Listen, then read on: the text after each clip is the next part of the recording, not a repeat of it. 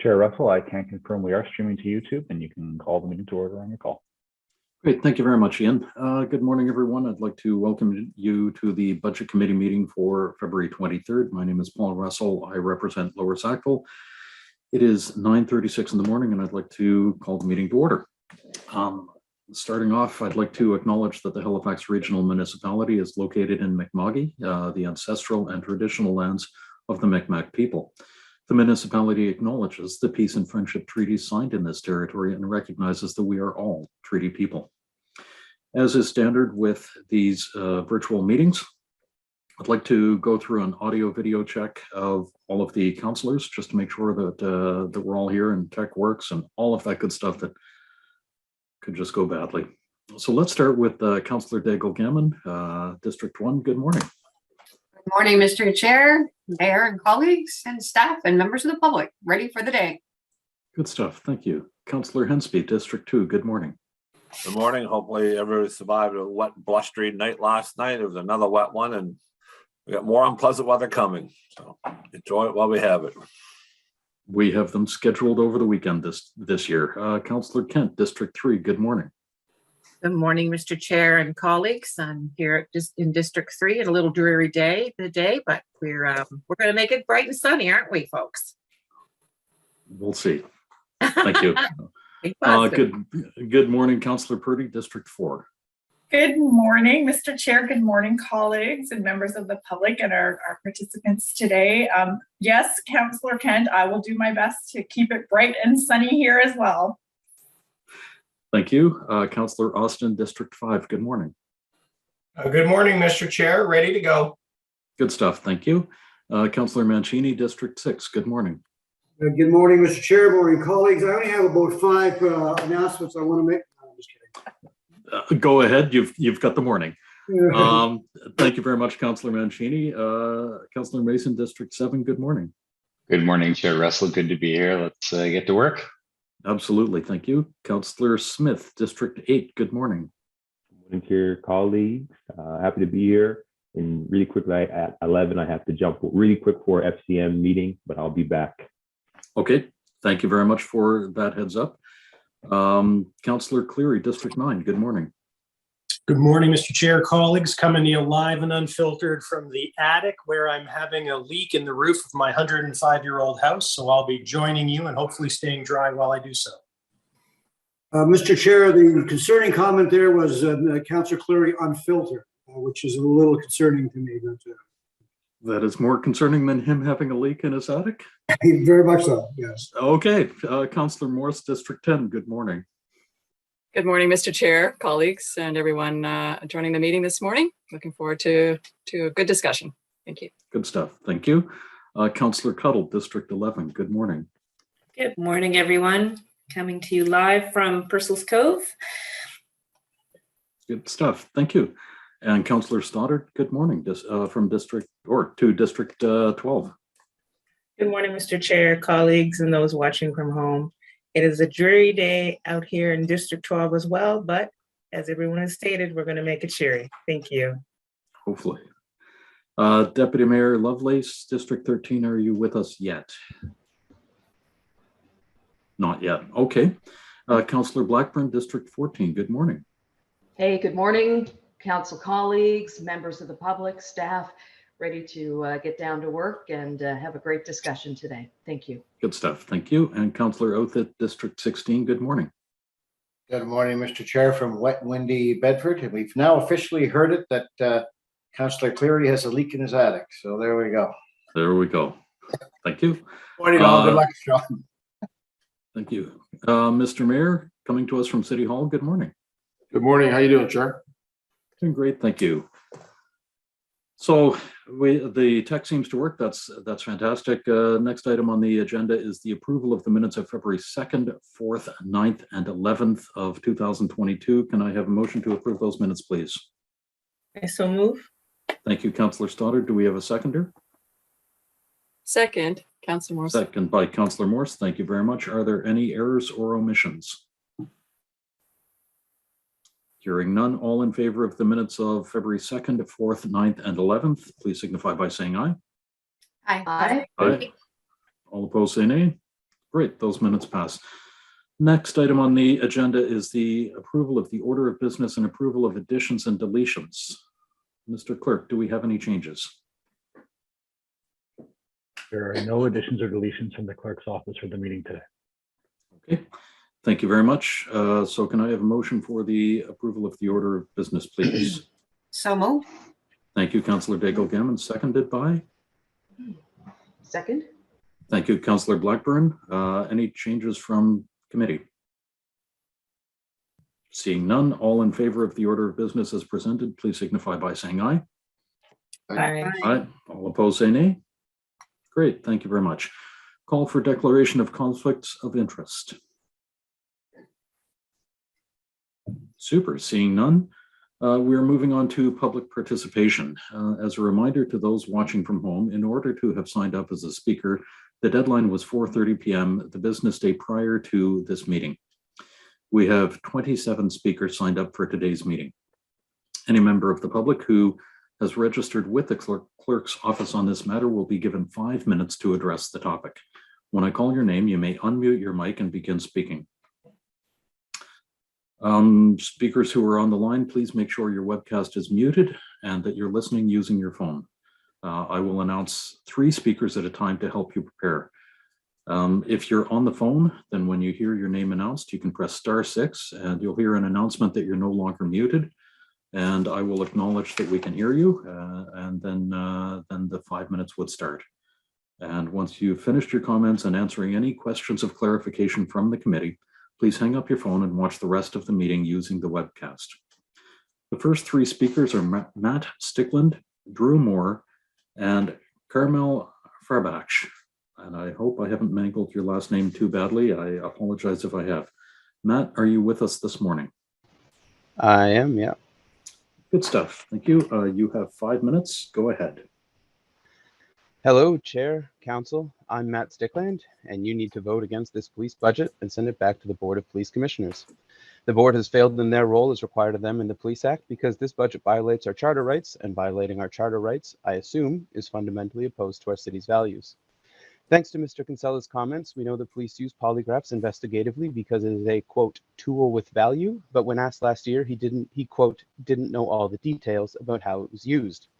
And as I continue my argument, I'd like you to also consider what's worse, a police chief who doesn't know his officers are violating charter rights, or one that does, but tells you he, quote, doesn't know the details.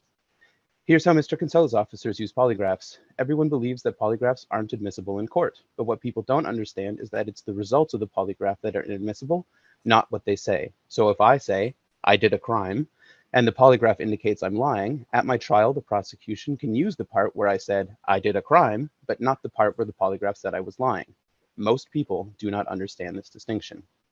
Now, this is not in and of itself a violation of charter rights, but where it gets murky is in the following scenario, is if someone says no to making a statement, the police will frequently leverage their power and the misunderstanding of polygraphs. They will say something like, sure, you don't want to make a statement, but what about a polygraph to help clear up some confusion? Things will be a lot easier if you cooperate, you know? And most people do not understand that a polygraph is also legally a statement like they just said no to. So if the person does not have a lawyer present and the police don't explain that technicality, I do not believe that person is in a position to make a free choice about staying silent. That is a coercive choice that violates someone's right to silence in a pre-trial context as guaranteed to them in Section 7 of the Charter. And because I only have 5 minutes, I'm sticking to the charter violation angle, but it's worth mentioning the police also use polygraphs to intimidate confessions out of people and expand the scope of investigations based on their assumptions, using polygraphs to generate evidence as opposed to doing investigating to gather evidence. But luckily for you, councillors, the question before you is not, is the police use of the polygraph unconstitutional, but instead, is this budget in line with the Police Act? Section 53 of the Police Act says the Board of Police Commissioners shall ensure the HRP's budget is in line with subsection 55 of the Police Act, which reads, in part, the Board of Police Commissioners shall ensure the police services are delivered in a manner consistent with community values, needs, and expectations. If polygraphs can be used to trick people out of their charter rights, is their continued use and funding consistent with community's values, needs, and expectations? I believe the answer is no. Section 55 also reads, in part, the Board of Police Commissioners shall ensure the department is managed by the chief officer according to best practices. Is violating charter rights a best practice? Again, I believe the answer is no. You will tell us your answer with your vote. Now, I'm sure Mr. Kinsella will have some sort of rebuttal to this, but I believe you should ignore it. I used to be a journalist, and I've spoken with a number of defense attorneys about polygraphs. Even knowing the consequences about lying on the public record, I am completely comfortable telling you this is how polygraphs are used in this city. Mr. Kinsella, by his own admission, says he doesn't know the details, although it is possible he does know the details and just didn't tell you, like he didn't tell you about not implementing the AG's ID audit recommendations. Now, I also know that you are scared of Mr. Kinsella's power. At last year's Strategic Priorities budget meeting, both Mr. Outhit and Mr. Mancini warned that cutting the police budget would result in a cut to traffic officers. They argued that that would be bad because street safety is a priority of council and they didn't want the police to jeopardize that priority. That, to me, sounds a lot like the chief of police blackmailing councillors not to use the power granted to them by the Police Act. If you want to cut the police budget, but want to ensure the community needs and values are reflected in policing priorities, objectives, goals, programs, and strategies, that is, by law, explicitly in your power to ask the Board of Police Commissioners to do on your behalf. The police chief is your servant, not your master. And so, because today's budget includes a line item that is used by police to violate my charter rights, and because I do not believe violating my charter rights is a police service delivered in a manner consistent with community values, needs, and expectations, I'm asking you to do your jobs and vote to send this budget back to the Board of Police Commissioners so that they can in turn do their jobs. And even if you do not believe me, after today, you no longer have the excuse of ignorance. Are you sure you want to vote yes on a police budget that spends money on violating charter rights of your constituents? Or should you send this back to the board with the explicit instructions that any budget sent to you for considerations cannot include a line item that violates the charter rights of people in the city? I personally do not think that is too much to ask of you, my elected representatives. Thank you very much for that, Matt. I don't see any questions of clarification from members of council. I do. There you go. Okay, for members of council, please indicate that in the chat. Go ahead, Councillor Outhit. Yeah. Hi, Matt. How are you? We've spoken many times over the years. How are you? Not too bad. Yourself? Good, good. Listen, just two things for point of clarification. I don't know you've heard the news that council voted that polygraphs will be eliminated by September. So that for employment purposes, right? And also, but it'll also apply to police. But the second is, I guess it troubles me a little bit that you think that we can actually direct. I mean, we can, as you say, we can reject or accept a budget today, but we cannot legally, because of the Police Act and the Donald Marshall recommendations, et cetera, we cannot actually tell the police chief, just for clarification, because I want folks to understand this, that we cannot tell the police how and where to use the budget. So that's the challenge we have and why I was concerned about traffic last year. So just for clarification, thanks. Thank you very much, Councillor Outhit, for that question of clarification. I would... I offered some clarification because I just want to make sure that we understand the Police Act and the Donald Marshall recommendations that politicians can't and shouldn't direct police. No, and I recognize that. I would remind council that this is for questions of clarification of the presenters. So thank you very much for that. The next speaker on the list is Drew Moore. Drew is not able to join us at this time, I understand. So the next few speakers are Carmel Farakbash, Laurie Curtis, and Collins Ellison. Carmel, are you with us this morning? Yes, hello. Hello, good morning. You have 5 minutes. Go ahead.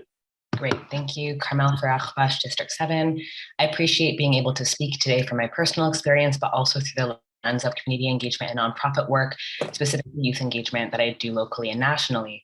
I strongly believe that this is dangerous, irresponsible, and negligent to increase the police budget, especially in a context where, one, a robust and recent report about defunding the police locally has been submitted, two, the recent history in June 2020 of local community dissent surrounding the budget of a war vehicle, and three, specifically in light of the traumatic events of August 18th, 2021, where multiple members of vulnerable communities who are historically and currently disproportionately targeted by police experienced extreme violence and sustained multiple injuries.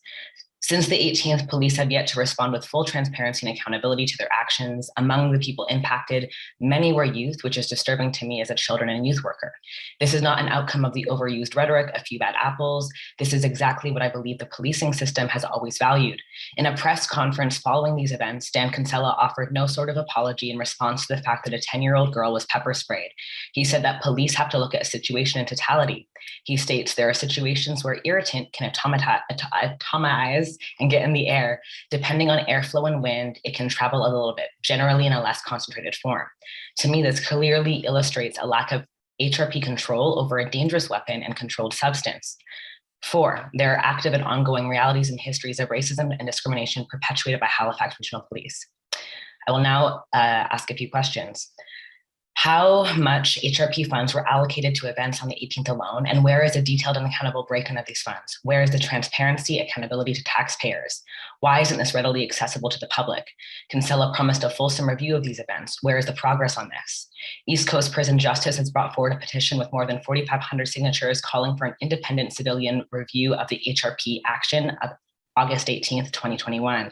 This demonstrates an incredibly large amount of our population voicing their distrust of HRP, as well as the internal HRP accountability mechanisms.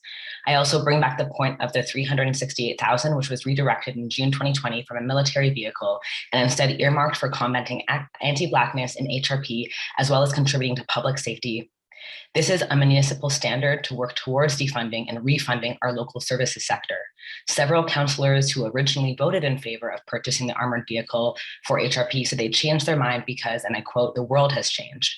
One councillor even stated, and I quote, this is an important message we can send. I bring the question to where this money has been allocated.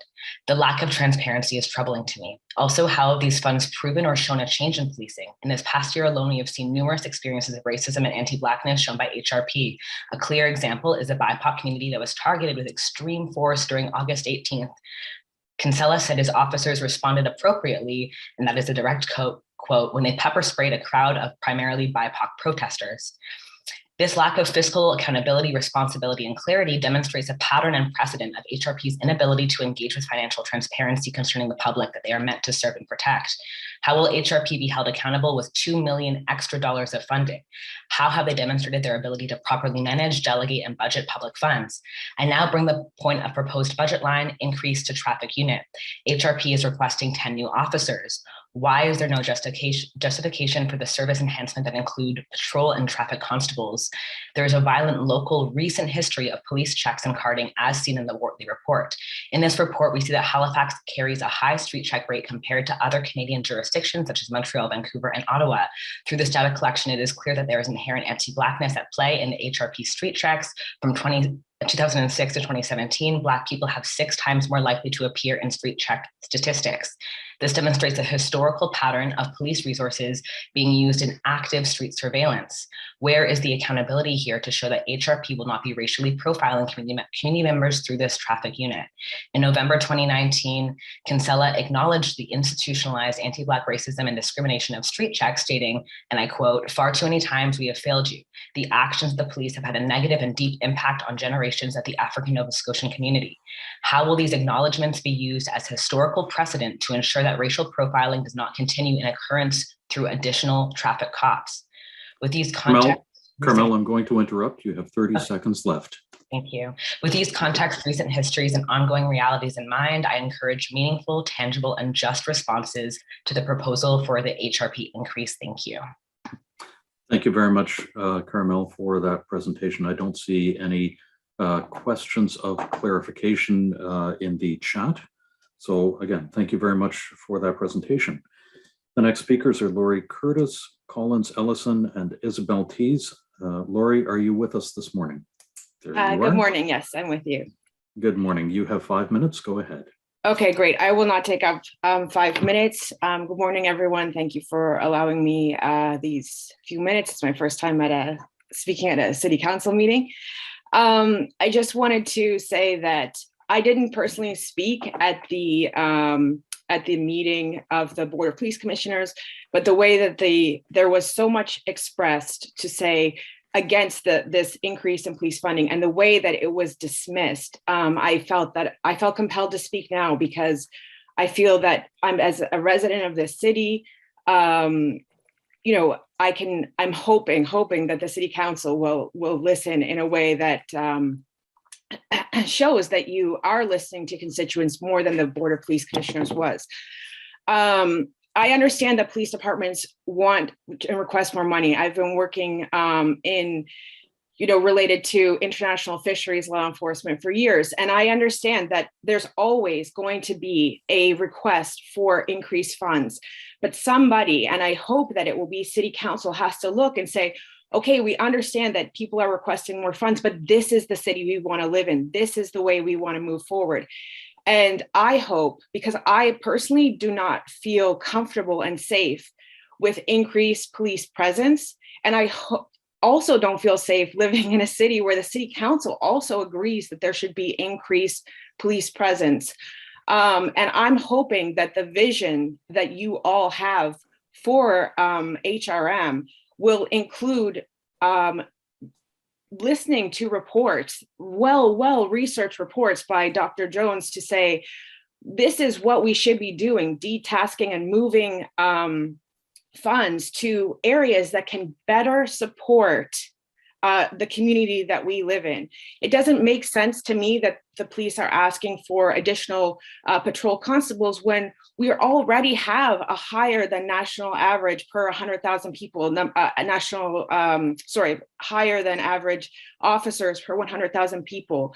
And we are something like 23rd on the crime severity index. So I'm just imploring you as a minimum first step to say, we do not agree with this increase in budget. And this can be a preliminary step to what I hope are many steps that you will take to better fund the services that can better service our community and the vision that I think we all want to live in HRM. And that's all I have to say. Thank you very much for that, Lori. I appreciate the presentation. I don't see any questions of members from council. So again, thank you. Collins Ellison, are you with us this morning? Yes, I am. Good morning, Collins. You have 5 minutes. Go ahead. Yes. Well, thank you again for the committee for allowing me to speak today. Last time I spoke at this committee or similar committee back in January, I had spoken about my personal experiences with homelessness and how I was treated by the HRP at those times. And I just want to reiterate that police services are not the adequate response to community members who are facing distress or facing homelessness. I had attempted to provide the council or the committee today with an HRP report from 2019. I'm certain that Councillor Becky Kent has that police report. It shows and clearly identifies that I had witnessed someone attempt suicide in November of 2019. I'd taken care of this person.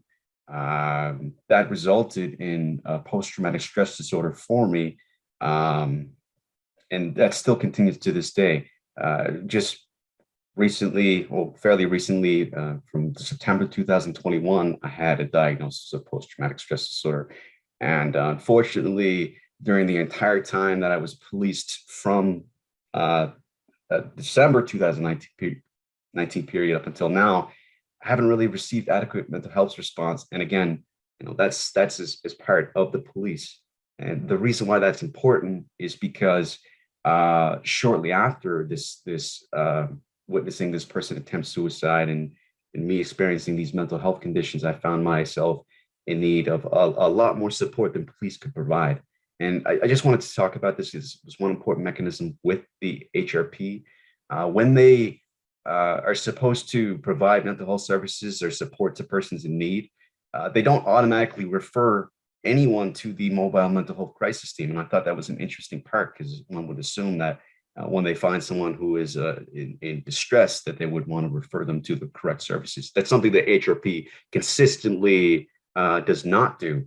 And I also find it interesting that multiple other community members had known I was in need of housing support. So this is just one conversation that I had with a family member, actually, who also had known I was in need of support. And I would just like the committee to understand that most people who had responded to me between 2019 and 2020 had known I was in need of housing support, except for the police for whatever reason. So the purpose of me playing those audios for you is to show that clearly multiple community members had known I was in need of housing support, yet apparently HRP lacked the capacity to actually refer me to any sort of housing support. And just in addition to that, I wanted to play one slide. Collins, I'm going to interrupt for a second. You have 30 seconds left. Yeah, I'm just going to ask the HRP or the council committee here to play this slide that I provided, which shows figure 3 about the per day cost of incarceration in Nova Scotia, if you may. Yes, so we have that 2017, 2018, $271 per day is the cost of what it costs to incarcerate a person. And the Department of Community Services provides $23 per day to people who are not incarcerated. And I wanted to ask where they should actually provide this money. Thank you, Collins. You are at 5 minutes. So thank you very much for the presentation, and thank you for providing that slide. Councillor Kent, you have a question of clarification. Yes, thank you. Thank you again, Collins, for coming forward. And you referenced documents that you thought that maybe everyone had.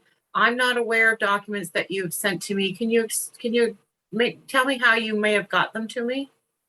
Yeah, through Facebook. I don't Messenger. see anything in my emails. Sorry. Through Facebook Messenger, I believe I'd sent a.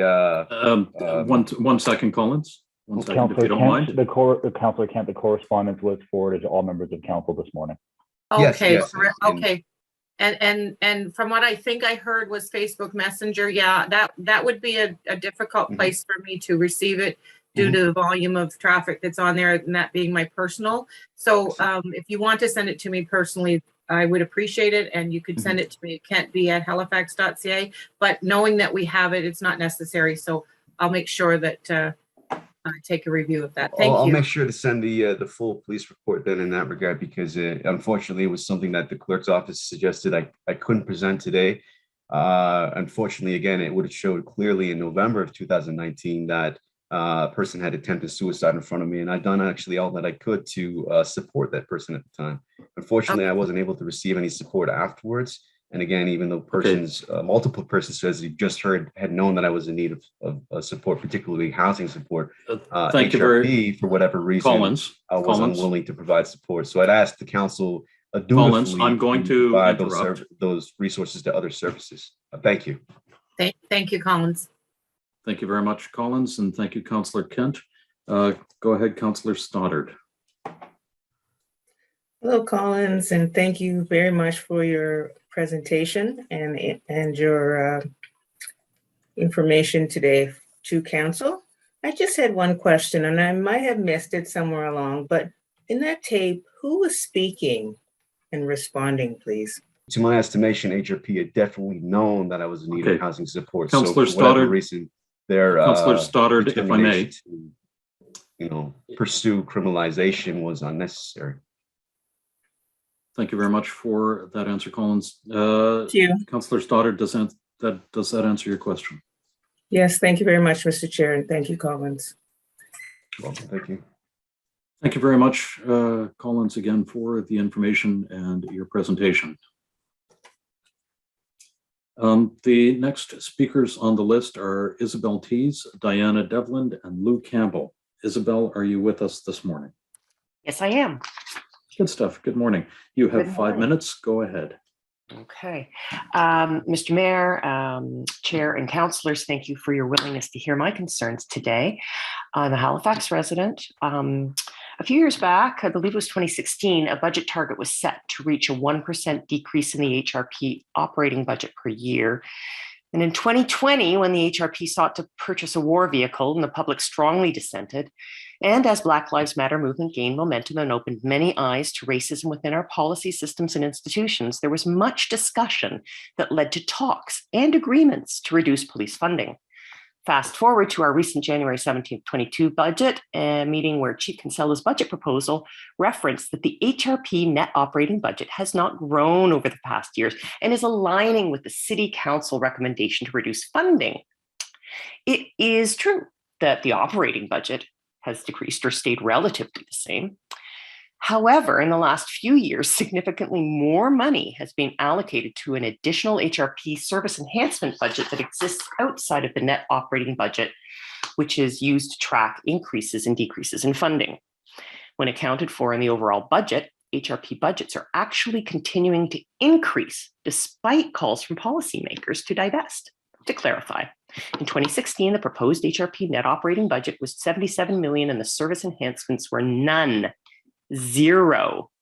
The 21-22 budget showed about $300K in service enhancements, but the proposed 22-23 HRP net operating budget is $91 million, but the proposed service enhancements has jumped to a ridiculous $2.7 million, an additional 3% of the net operating budget number, and a 9-fold increase in service enhancements from the previous year.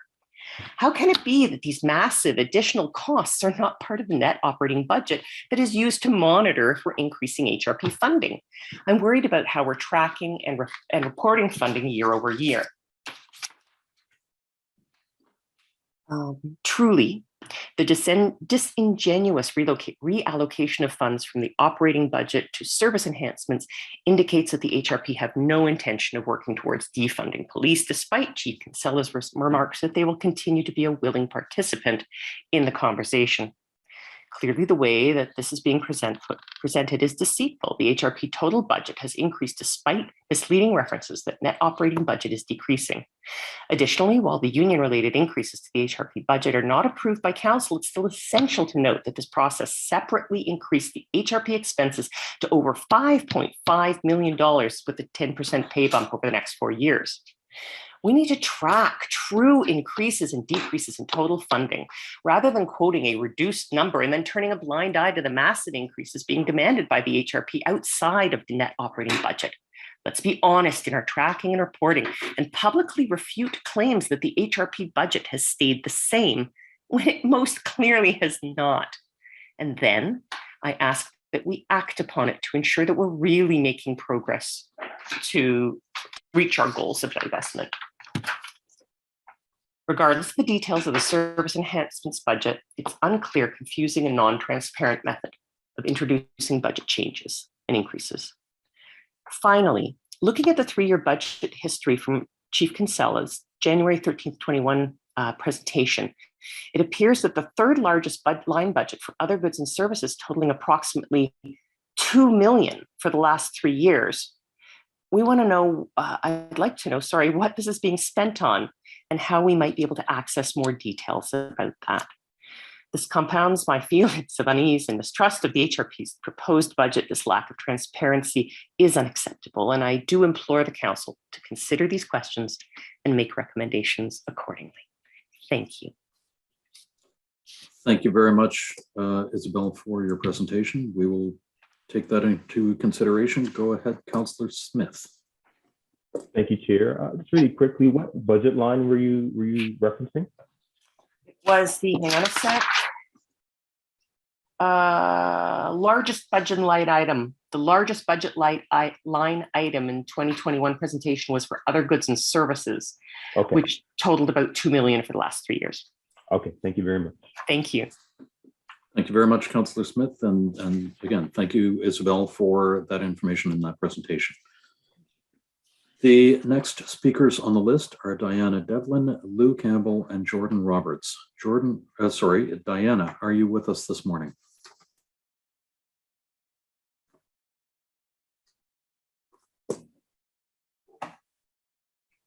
Ian, is Diana with us this morning? Chair Russell, we have reached out to this individual and have not had a response. I would recommend moving to the next person, and we will let you know if we can contact them. Great, thank you. Lou Campbell, are you with us this morning?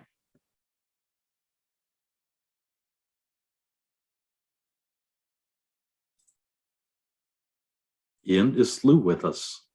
Ah, there we are.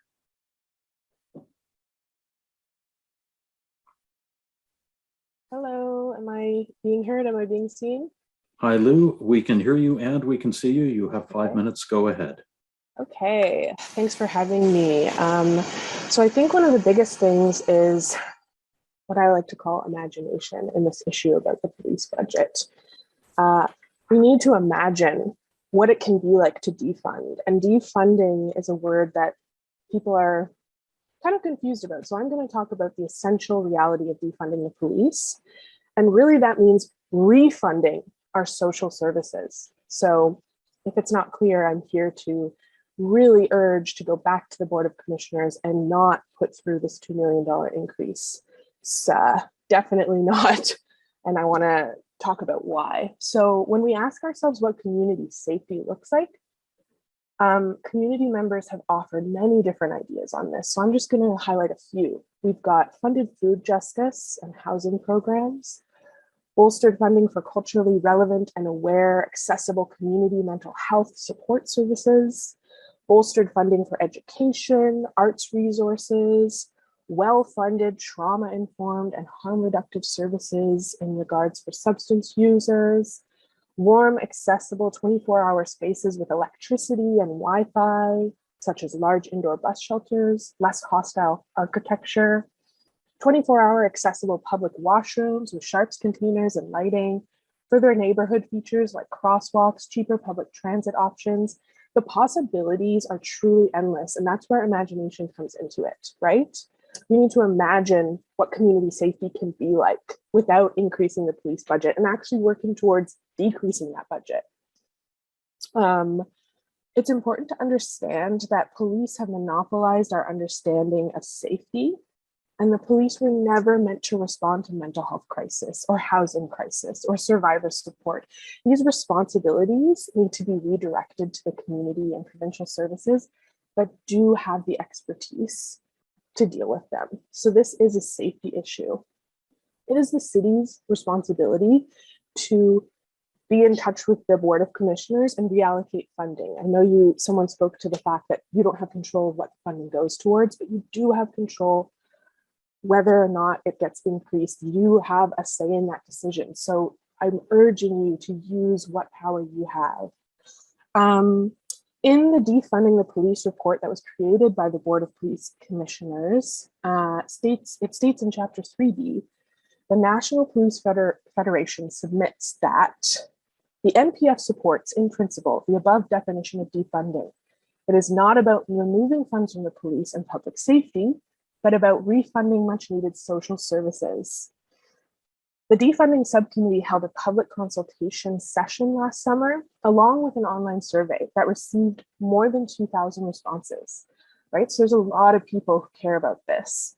As a definition of defunding, the authors, Jones, Tari Ajadi, and Harry Critchley, and Julia Rogers, provide 4 pillars of defunding: reforms to police practices, oversight and accountability, reforms aimed at detasking police and retasking more appropriate community service providers, legislative, regulatory, and policy reforms intended to promote community safety, and financial reforms that aimed at tying police budgets to a clear performance metric and encouraging public participation in municipal budgeting. Councillor Lisa Blackburn said that the report was this is a quote, everything I wanted it to be and then some, and said she'll bring a motion to the next meeting to strike a new subcommittee of the board and to examine each of the recommendations in detail and come up with a work plan. So this is a specific commitment to supporting the context of defunding and refunding social services. So where's the follow-up on all of this? So I'll finish by saying public safety is not increased and crime is not reduced by giving more money to the police. Crime is going to be reduced by getting to the source, by reallocating funding where it is needed most to services, right? And so given the commitment to seek better alternatives, there's no good reason to provide more funding to the police. Lou, I'm going to interrupt. You have 30 seconds left. Thank you so much. Yeah, so I'm pretty much finished. I just want to stress that there are so many ways that money like that could make amazing differences to the community. So I just really want the council to think about that. And thank you so much. Thank you very much, Lou, for your presentation. We will take that into consideration. The next 3 speakers on the list are Jordan Roberts, Claire Riley, and Colin May. Jordan, are you with us this morning? Yes. Good morning, Jordan. You have 5 minutes. Go ahead. Hello, my name is Jordan Roberts, and I have been a District 8 resident for the last 14 years. I am here to speak against the proposed increase in funding to the Halifax Regional Police Department budget. Over the last 12 years, I have worked and volunteered with several nonprofits in the HRM, ADSM for Women and Children, Out of the Cold Shelter, Stepping Stone, the Volunteer Doula Program, the Dalhousie Student Union Sexual Assault and Harassment Phone Line, the Elizabeth Fry Society, YWCA Supportive Housing for Young Mothers. For the last 2.5 years, I have worked with the University of King's College as their Sexual Health and Safety Officer. Specifically, I would like to speak to the facet of the proposed budget increase that would go towards 2 sexual assault detective constables. I speak to this from my position as someone who has experienced sexualized violence, someone who has provided frontline service to survivors of sexualized violence, and someone who currently supports survivors with an emphasis on policy and resource creation and implementation across post-secondary institutions in NS in collaboration with the provincial government. It is important to note that many of the survivors I supported during my years working with nonprofits were simultaneously disproportionately policed and criminalized.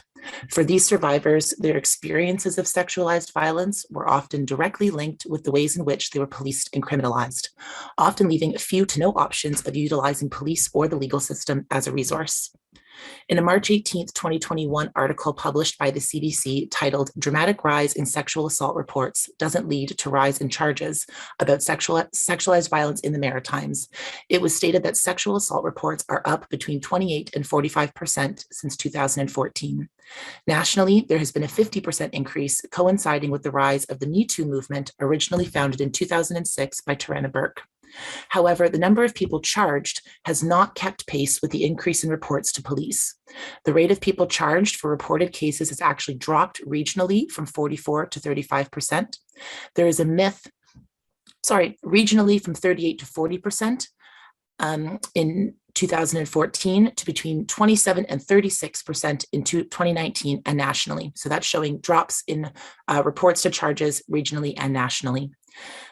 There is a myth that when we have a resurgence of reports specifically relating to sexualized violence, that there will also be a rise in convictions. This has proven false. We still see that policing and legal systems are not built to support survivors, especially when experiences of sexualized violence are intersected with two-spirit, queer, and trans identities, racialized identities, poverty, and/or disability. A proposed increase in the HRPD budget with a goal to support survivors and prevent and reduce sexualized violence is a myth. What is needed is increased funding to and creation of culturally relevant, anti-racist, queer, inclusive, and rooted community services that are survivor-led, as these spaces are actually utilized and trusted by community. We are seeing a shift away from policing models in regards to sexualized violence prevention and response in many sectors, including labor and advanced education's 2016 mandate that all Nova Scotian post-secondaries have standalone sexualized violence policies that create supports for survivors and institutional reporting structures. Concretely, I would like to cite 4 evidence-based and community-supported avenues for sexualized violence prevention and response that a proposed budget increase could go towards: trauma-informed counseling and support, a sexualized violence crisis line, third-party reporting, and grant programs for sexual assault prevention and response services in the municipality. 1, the rise of the Me Too movement, in addition to creating a rise in reports, has also created a demand for trauma-informed counseling and support. Avalon Sexual Assault Center, located in Halifax, is the only non-campus-based sexual assault resource center for the HRM, and it has been at capacity for their therapeutic counseling program since April 2019, with MLAs, nonprofits, and advocates calling for their increased funding in that time. 2, in January 2015, the Sexual Assault Services Network of Nova Scotia, SASNS, was formed, comprised of over 30 community-based organizations. SASNS grew out of an identified need for a provincial approach to coordinated, inclusive, community-based response to sexualized violence. SASNS outlined 7 core components of a sufficiently comprehensive response to sexualized violence in the province, one of which was a provincial sexual assault crisis line. While a provincial line— Jordan, I'm going to interrupt for a second. You have 20 seconds left. Okay, thank you. The defunding the police report also shows 2 recommendations about third-party reporting and creating funding for grant programs in sexual assault prevention. But those are 4 concrete ways that this funding could be better used towards sexual violence prevention and response. Thank you very much for that presentation and the information. Go ahead, Councillor Daigle-Gammon. Thank you very much, Mr. Chair. Thank you, Jordan. When you listed the top four before you gave the explanations, trauma-informed care, the sexual assault crisis line, I missed the third one, and the fourth one was a grant program. Could you just tell me the third one? The third and fourth one come from recommendations 25 and 26 in the defunding of the police report. So number 3 is third-party reporting and 4 is grant-based opportunities. Thank you. Thanks. I just wanted to make sure. Thanks. Thank you. Good. Thank you very much, Councillor Daigle-Gammon, and thank you very much, Jordan, for your presentation and the information. Thank you. The next speakers on the list are Claire Riley, Colin May, and Kendra Benedict. Claire, I see you on the screen. Hello. Hello, can you hear me? We can hear you as well. Go ahead, you have 5 minutes. Thank you. Thanks to Mayor Savage and to Council for inviting public participation on this matter. Apologies to councillors who were present at the board, the Police Board of Commissioners participation session, because I'm going to be repeating a lot of the points raised there. So my name is Claire Riley. I'm a member of HRM District 8, and I'm a board member of Wellness Within. Wellness Within is a nonprofit. We support women, trans, non-binary folks who've experienced criminalization and are pregnant or parenting. In our work, we see the consequences of police ignoring gendered violence. We see police as perpetrators of gendered violence, and we see policing as a system that's founded on racism and colonialization. First and foremost, my point today is just to really support the defunding the police report's calls to action. And for Wellness Within, I'm just going to highlight some of the key items and recommendations that we support. First among that is of the 25 new officers HRP wants to hire, with the additional 2 million requested, are 2 new detectives for the sexual assault unit. We support the report's calls for victims of sexual assault, just as Jordan said, to be able to report to non-police organizations, for the city to create third-party reporting programs, and to improve the funding of gender violence and the care of those who experience violence. Similarly, for the hate crimes unit, the request is to create 2 new positions. And here we quote community organizer and activist and academic Harsha Walia, who reminds Canadians, she's out of Vancouver, she's quite an eloquent speaker and has some great ideas around racism in policing and carceral systems and borders. Anyhow, she says that racist systems like that of policing can never protect racialized people. She says more policing in Canada always results in more policing of Indigenous and racialized people, and that it's simply just a fact and something that is borne out in the numbers according to her research. In addition, HRP wants 12 new patrol officers.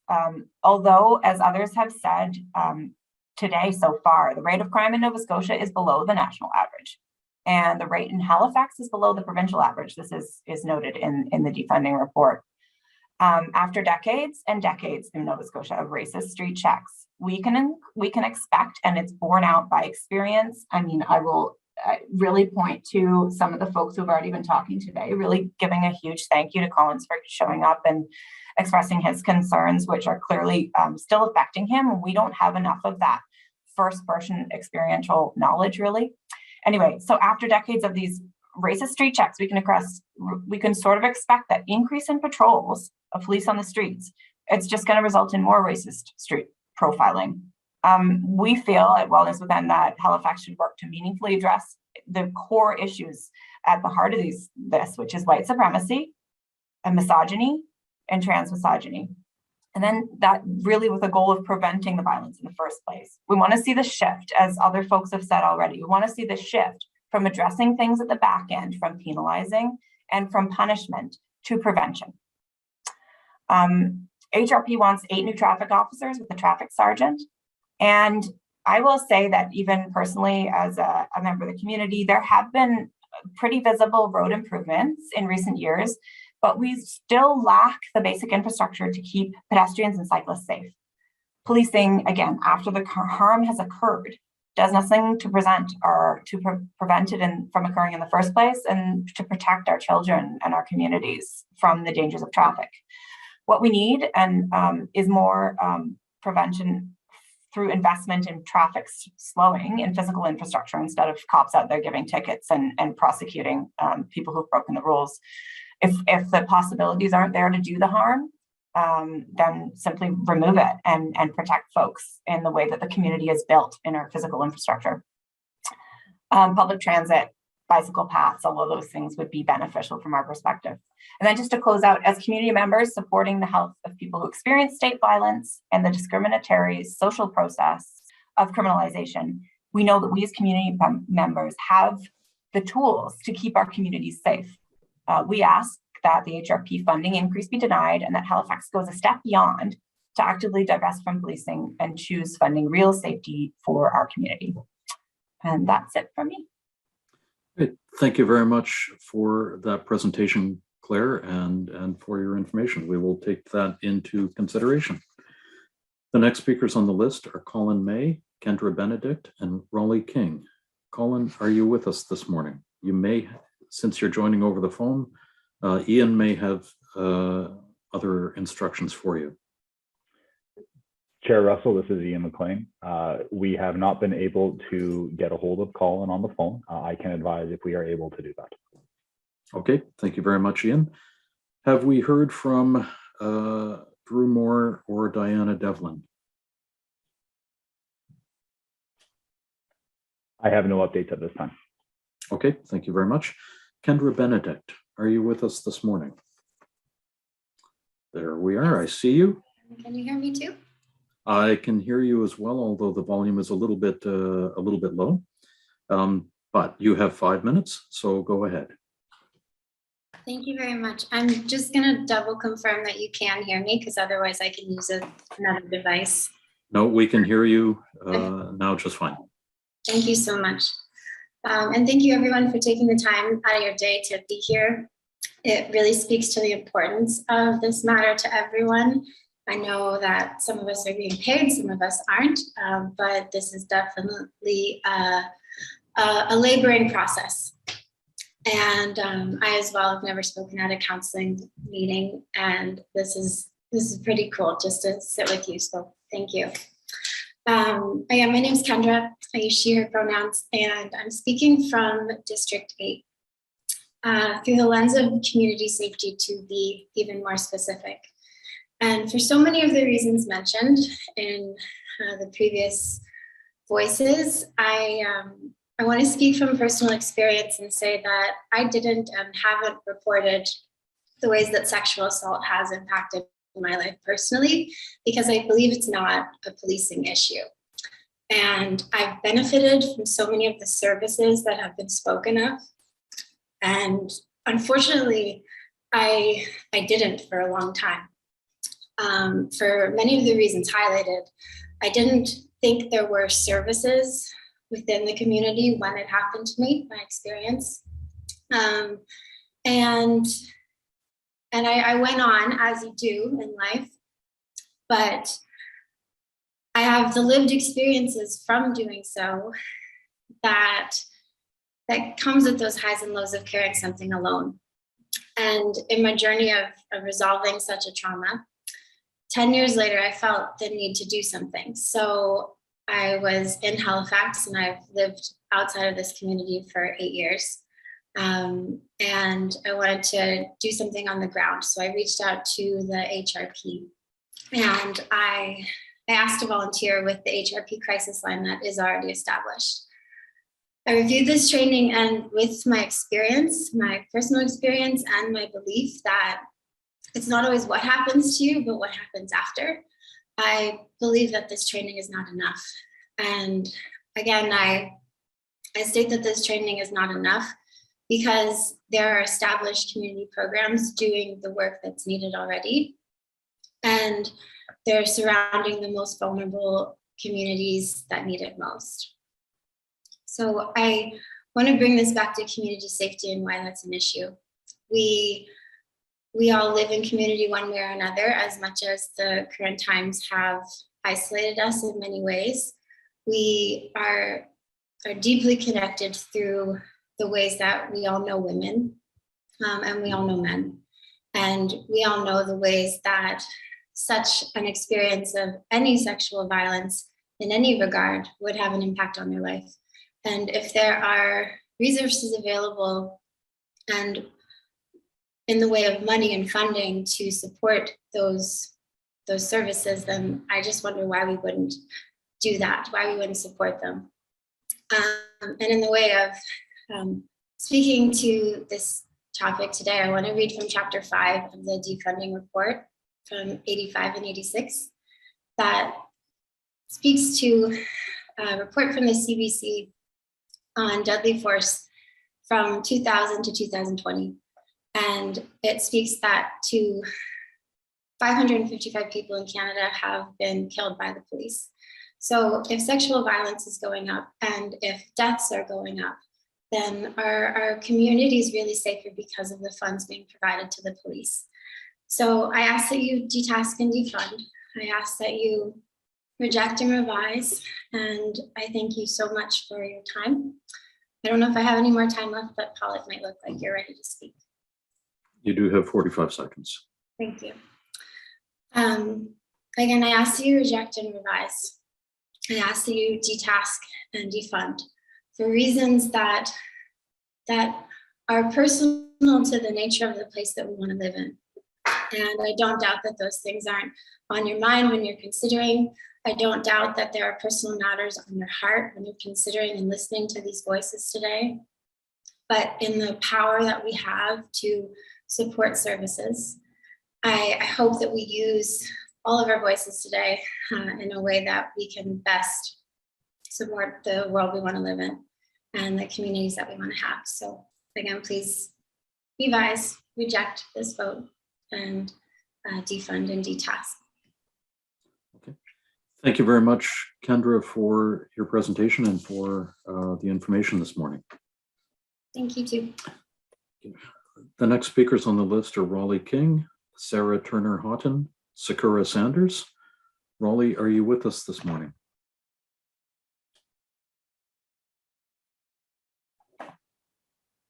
Ian, is Raleigh with us this morning? Chair Smith, we have not had a response for the contact number for this individual. Okay, thank you very much. Sarah Turner-Houghton, I'm sorry. Sarah, are you with us this morning?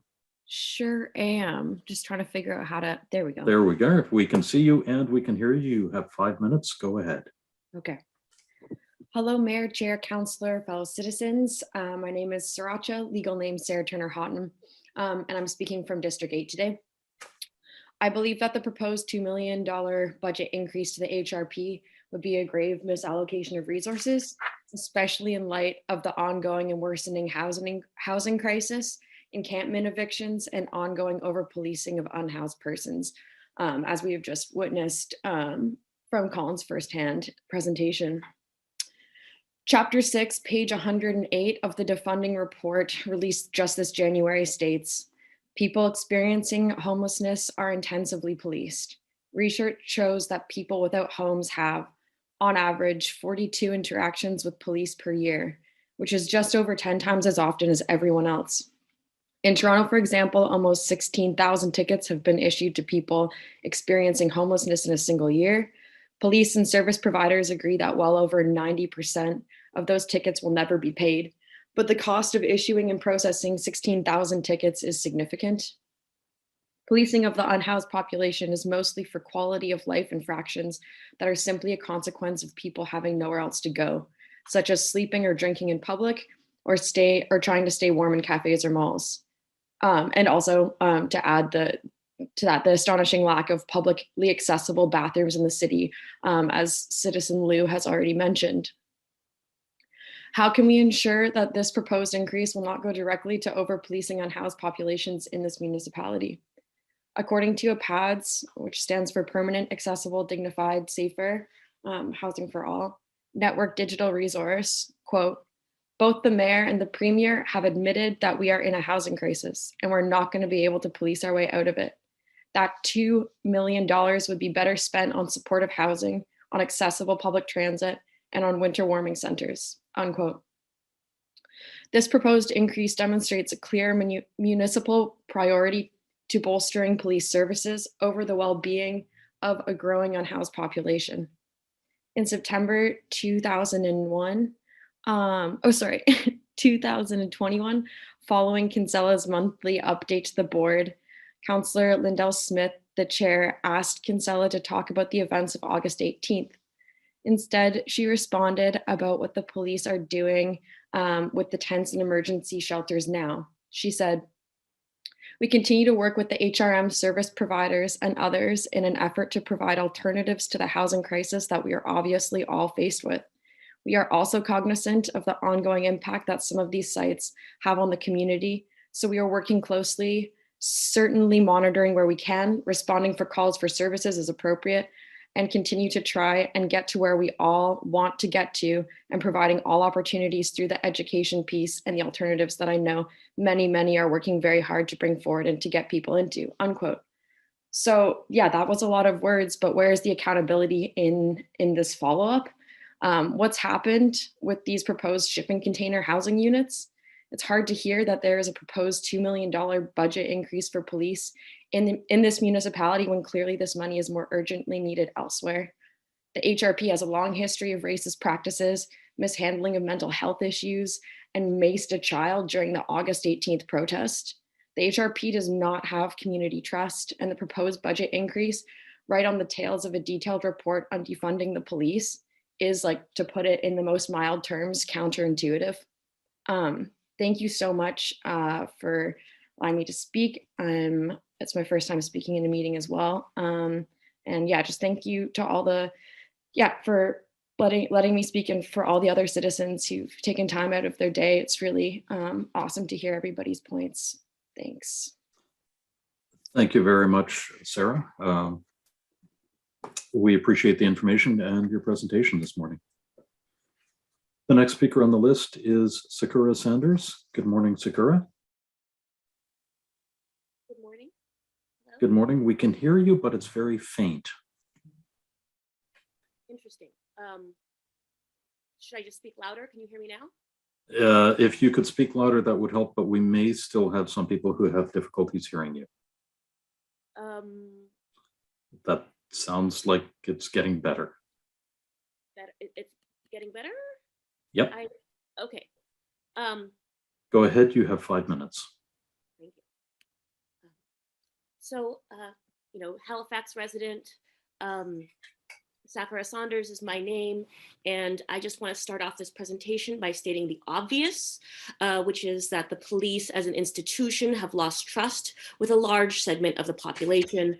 When you segment that out to particular populations, it has lost a lot of trust within particular populations. And I think that this statement is pretty obvious. I would count myself as amongst the population for whom the mere presence of police drives me into a state of heightened anxiety. This is due to my personal experiences with the police, including the HRP, but I don't think that the general population could be blamed without even personal experiences of police violence for fearing police or distrusting police after very highly publicized and often video recorded incidents of the HRP beating up a Black mother in front of her young children, beating up a Black teen for asserting their rights outside of a mall, years of racist police check, which again gives a large group of people within particular populations personal experiences with fearing police or distrusting police, leaving a man to die by suffocation from leaving him overnight in a spit hood, which is basically like a plastic bag, beating up protesters, seemingly targeting those of the queer community, and using pepper spray indiscriminately in public places with large crowds. I can say I've personally experienced the police threatening pepper spray with a group with children in it after an annual May Day march to the bus stop theater on our way to get ice cream, where the police completely escalated a crowd that was singing. And that was, when I first started living in the Halifax region. I could go on and on. but I think that would be excessive. Meanwhile, there hasn't even been a semblance of reform to respond to these very public breaches of trust. Why then is this institution entrusted with managing so many social issues? Especially when other more supportive ways of dealing with these issues are so dreadfully underfunded. We heard from Jordan Roberts earlier about how woefully underfunded community resources, which are very well used, which there's waiting lists for. These community resources are underfunded, for example, for supporting survivors of sexualized violence, while the police are currently requesting more money to deal with this population of people. Case in point, we are at a point with the housing crisis in Halifax where shelters are full and have been full for over 6 months, and there's actually less beds available to people now than there were 6 months ago. And people are sleeping outside in the winter. It would cost $100,000, one police officer's salary, to keep a daytime warming center open for 6 months every day. And yet, instead, we have one that is only open when temperatures drop below -15 degrees Celsius or 25 centimeters of snow. Similarly, the overnight emergency shelter for extreme weather conditions is only open sporadically when the temperature is extremely low and often with only a few hours notice. Again, to further talk about the urgency of this issue, today is raining all day long. The nighttime temperatures are going to drop to -15 with wind chill, according to the government weather sources. And we still don't know if the overnight shelter is going to be open. We often hear about this 3 hours, 4 hours before it's set to open, without enough time to even tell people that would use these sources that this resource is available to them. I want everyone to take a moment to sit with that. The unhoused population is an over-policed community. This is a community that a lot of expensive police resources are poured into, and yet there currently does not exist a space that people can go to be warm and dry in the winter when the shelters are completely full. And I'm going to interrupt for a second. You have 25 seconds left. Okay, there aren't even public resources like clean public bathrooms that would benefit the public and this community. This is woefully underfunded. Now, I want to say we're in the middle of a defunding the police movement, and yet you are asking to increase the budget in this context. There is no defund garbage collection movement, and yet our garbage collection has been reduced to getting recycling every other week. And so how can you justify increasing the police budget in this context when everything else needs more funding? And if anything, the police should be defunded because of the harm that they cause. Sakura? Saying that they do a good for community. Okay, yes. You are at 5 minutes. Yes. Thank you very much for your presentation. We will take that into consideration. The next few speakers on the list are Rochelle Sauvé, Nina Cherry, and Hill Hamilton. Rochelle, are you with us? I might be mispronouncing that. That could be Rachel. I am, and it is Rochelle. It is Rochelle. Okay, good. Thank you. Good morning. We can't see you yet, but we can hear you. You have. I'm going to stay off video. Okay, you have 5 minutes. Go ahead. All right. I'm going to spend sort of half my time bringing forward a message from the PADS Community Advocacy Network, and then I will end with a few personal thoughts. So the PADS Community Advocacy Network has been created in the outcome of police violence in this community. Oddly enough, I happened to move to Halifax to see if this is the place I wanted to make my new home on August 18th, on the very same day of my first little burst into this community. I witnessed police use incredible amounts of force against persons who were unhoused and their advocates. And we have just passed, on February 18th, marked the 6-month anniversary of the violent city-led evictions of tenant Camets in Halifax. PADS stands for Permanent, Accessible, Dignified, Safe Housing for All. And I'm not going to repeat what so many have said, which is that, you know, we need to be spending money on warming centers, better connections to actual housing and solutions for people. We need addiction services. We need mental health services. What I do want to spend my time on today is just bringing in the perspective that not only is detasking and defunding police and moving these things towards just non-carceral and community-driven approaches what needs to happen at this moment, but we also need to take a deep breath and take a moment to acknowledge and recognize the interplay between the histories of policing and the violence that is systemic classism. People who are living on the streets not only experience all the devastating effects of having to endure the weather, but they are inherently profiled, criminalized, and brought into a space of being continuously threatened by a set of circumstances that has them being perceived and stigmatized as being threatening to the communities around them.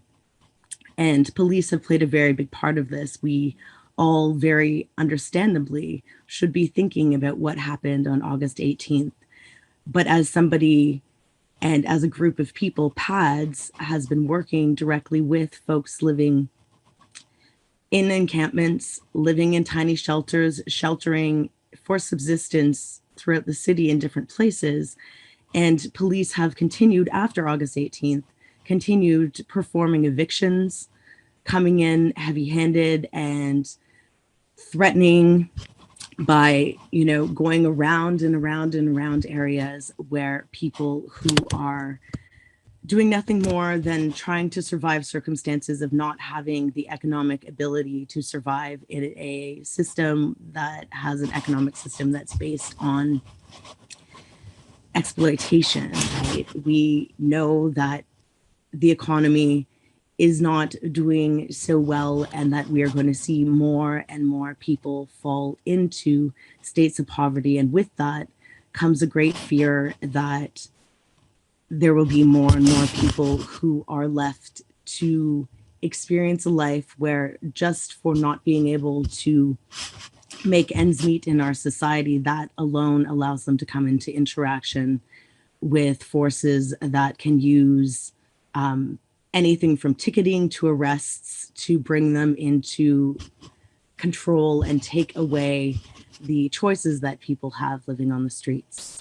Police have been contributive forces to the development of stigmas that persons living with addictions, mental illness, and involvement with the criminal justice system are struggling so fiercely to survive the consequences of now. And in fact, we're putting in all kinds of public health money and all these other things to try to help persons who live in these realities of substance use disorder, mental illness, interaction with the criminal justice system, so that they can move forward and out of stigmas that have been put upon them so often by a system of policing that creates a sense of a second tier human being for those who are not able to kind of make ends meet in our society. Rochelle, I'm going to interrupt. You have 15 seconds left. All right. I think that historically government and police have been collaborators. I ask you greatly to do something different this time and decide not to fund a police force and not to show your compliance with the continuation of a collaboration that has lent itself to environmental, economic, and social injustice for a very long time, but instead to do something incredibly courageous and actually say no and build a different world. Thank you. Okay. Thank you very much, Rochelle, for your presentation this morning and for the information. The next speakers on the list are Nina Cherry, Hill Hamilton, and Vienna Fisha-Fulo. Nina, are you with us this morning? Hi, yes, I'm here. Hi. Good morning. Hi, hello. Can everybody hear me? We can hear you. You have 5 minutes. Go ahead. Great, thank you. Yeah, so today I'm just here to speak as a member of this city. I'm speaking from District 7. So to reiterate, I stand with everything that has been said so far today in regards to defunding the police and reallocating that increase of $2 million to be providing actual community services that can be helping this city and its people. But in particular, I wanted to speak to one specific line in the budget increase, which is that the HRP is requesting one case coordinator to assist with victims of domestic violence. However, we know that in the Missing and Murdered Indigenous Women and Girls report, Justice to Call to Justice, 5.6, recommends, quote, victim services must be independent from prosecution services and policing services. So I can go into that a bit more if you want, but basically I'm just kind of here to say, you know, why is it that we are asking for funding, making these recommendations when it's nationally, where it is actively against a nationally funded report. You know, it says victim services must be independent from prosecution services and police services. In the report, it says we call upon federal and provincial governments to establish robust and well-funded Indigenous civilian police oversight bodies in all jurisdictions, which must include the representation of Indigenous women, girls, and 2S LGBTQIA people, inclusive of diverse Indigenous cultural backgrounds, with the power to observe and oversee investigations in relation to police negligence or misconduct, including but not limited to rape and other sexual offenses, to observe and oversee investigations of cases involving Indigenous peoples, and to publicly report on police progress in addressing findings and recommendations at least annually. The Nova Scotia Policing Policy Working Group surveyed potential council candidates back in November 2020. 70% of all the councillors responded, and 96% of those councillors recommended removing victim services from the HRP budget. Yet we have this proposed budget asking for more money for victim services, which is something that, as my previous speakers have mentioned, is clearly something that should not be handled by police. It doesn't make sense that it's handled by police. It should be following the recommendations made in the Missing and Murdered Indigenous Women and Girls report. I don't have a ton more to say because so much has been said today that honestly, I just thank you all for speaking because everyone has kind of made the same points that I feel in my heart so eloquently. So I don't want to take up too much time. All I'm here to do is just say that, like everyone else that's spoken today, I urge you to deny this increase for funding. There's a clear movement for defund the police. This is what this city wants. This is a moment where you have the opportunity to really make an impact in this city that is for the good of the people of the city, the people you were, elected to represent. And I just think it would be, as was mentioned, counterintuitive to be adding more money to a police budget when we have seen so much harm caused by the Halifax Regional Police. So yeah, I'm just here to say that once again, I'm urging you to reject this and to defund the police and refund our city and its people. And that's all I have to say today. Okay. Thank you very much, Nina, for your presentation and the information that you have provided. Thank you for listening. The next speakers on the list are Hill Hamilton, Vienna Fisha-Pulo, and Jamie Livingston. Hill, I see you in the meeting. Good morning.